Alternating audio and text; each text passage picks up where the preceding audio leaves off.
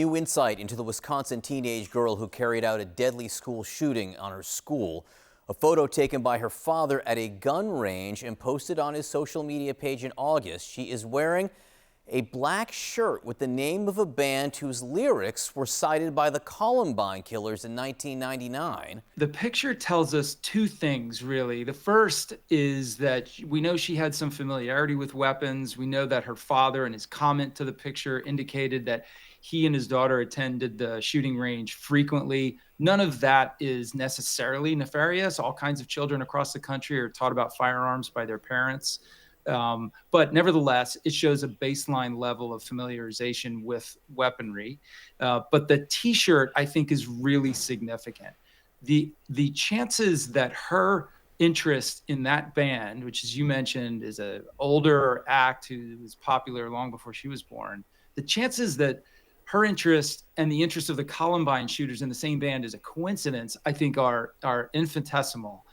We know that the Columbine shooters are revered by young people who are interested in or focused on the subject of school shootings. Certainly the ones who go on to actually commit school shootings. Many of them refer to Columbine. They have a history of researching Columbine. Some of them actually visit the site.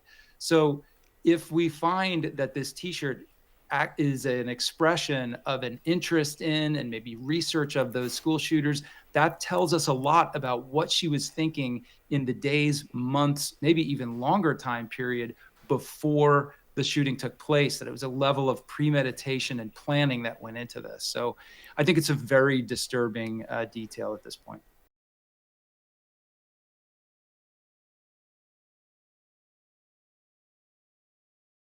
With us now, retired FBI Supervisory Special Agent Steve Moore and former FBI Senior Profiler and Special Agent Mary Ellen O'Toole. Mary Ellen, based on some of the details that are starting to emerge, the Washington Post talks about multiple divorces by the parent, a custody agreement that had her moving around every couple days, some of the statements from schoolmates and whatnot. What kind of a profile can you piece together? Well, there's really never one factor in a child's life, a student's life that is the primary cause for what we saw the other day. But I'd be looking at both external and internal factors that contributed to her state of mind. So clearly having a very contentious home life would have contributed to it. And that's what we know so far. So the details of that home life are going to become really important. Was she the victim of some kind of physical abuse? What were the factors that were going into that?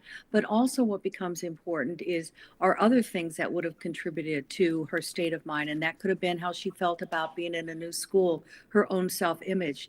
It's very likely that she was going through depression. So it's really an accumulation of factors that contributed to what we saw the other day. And that's why I think the chief said it's not just one thing, it's multiple issues.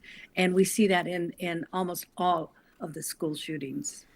So, Steve, from the beginning, the police have been very careful to describe or go into any detail about their conversations with the parents. One theory is because they didn't want to blow them up. I mean, they were getting stuff from the parents, so they wanted to keep those discussions going. But now that it's several days in and based on this new information, anything you can sense about what direction they're headed in with the parents? It would be speculation right now, but I think, John, you're absolutely right that when you have parents cooperating and speaking with you and allowing searches, things like that, you don't want to immediately go to the press and say, oh, by the way, these people who've been helping me, they're under investigation for yada, yada, yada. So, yeah, you're going to be very careful with that. But if you look in the underlying statements they've made, nobody's acting like it's a mystery where the gun came from. Right. And we have evidence that circumstantial evidence that Samantha was involved in shooting sports. So it would surprise me if she got the gun from anywhere but the home. Yeah, again, one of the questions that hasn't been answered by police, but as you say, they also haven't said it's a mystery. We don't know where they got the gun. They've just said they keep on analyzing that.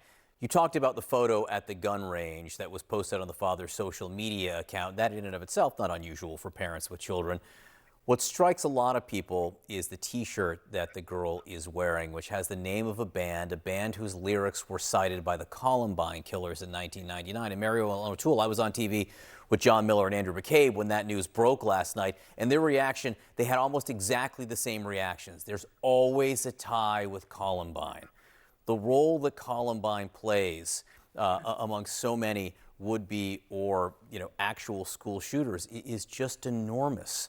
What is that fixation? Now, I don't know for sure there's a fixation here. We don't, but it is a coincidence she's wearing, a heck of a coincidence she's wearing that T-shirt. Columbine always comes up, and I did work on the Columbine case. We had not seen anything like that in 1999 when Columbine occurred. All the other previous shootings, and my research only found 18 up until the time of Columbine, none of which were like Columbine. That was a watershed crime because you had these two young men who walked through their school and seemed to really enjoy the predatory behavior and had fun shooting and killing other people.